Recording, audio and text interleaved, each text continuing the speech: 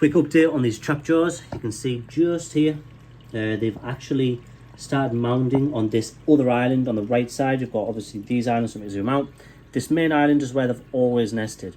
They actually initially started it up here on this bit.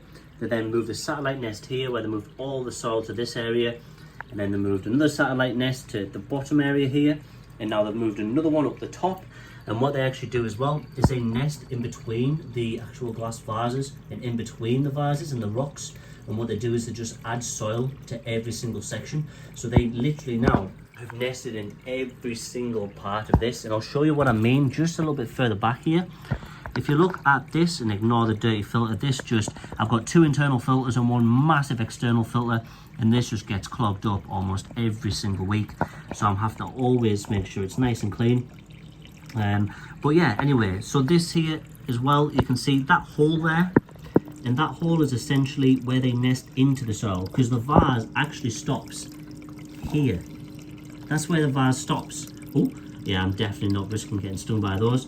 But that's what they do. They nest within the actual vases themselves, where there's no soil. They create their own soil mounds, and that's where they also nest in additional places. So it's really, really cool. And I know what you're thinking, why is this so messy, Ryan? Just wipe the filter down or clean it. Believe me, guys, this is like every week. So that back filter where the water comes out, what I decided to do, or have stopped doing, is wiping it down. I've just left it now. And that's like 5-6 weeks I've left that. I clean the filter out and I just let it run how it runs.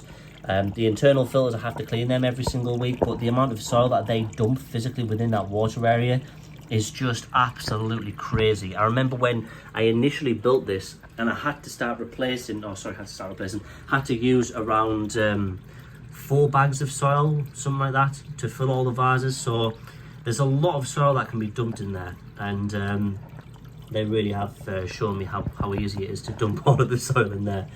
But yeah, the colony itself though is just doing tremendous. And it's really, really good to see, because it's been a minute since I've updated this tank, and I can't wait to get it moved, because what I'm going to do once I've moved it and drain it, I'm going to clean this whole thing down completely, another filter clean, internal filter clean, and the logistics of moving this tank into the new animal room is going to be very difficult. So I'm not looking forward to that task, especially with some ants that have a powerful sting and a powerful bite, but we'll get through it and we'll do it. But yeah, just wanted to quickly update you today. I always leave a little jelly pot in there as well, and obviously I'm always feeding them waxworms and live foods, because that's what they eat. But this colony is easily, I'd say now, 500 strong. They've got a satellite nest on every single island. This one, that one, this one, that one, and that one. All 5. So yeah, this is just a little bit nutty, and the colony is going wild, which is great to see. You know, I'm not going to complain. But for right now, these plants are almost overgrowing this, and I'm going to have to do another absolutely ginormous cut down just to get all of this right, because it really is overgrowing. And you can see some plants are touching the top, some are potentially touching the top, some are actually touching the sides of the glass there, one's protruding out. So I'm going to have to do a big cut down and everything like that before I move the tank, just in case any try get out and bite me or sting me or whatever they want to do to me as I'm moving this tank. And yeah, I'm not looking forward to it, but I'm really happy to see that the colony is doing so well. With this being the extra channel, I'm not going to do much editing on this. This is more just a little bit of an update on the trap jaws.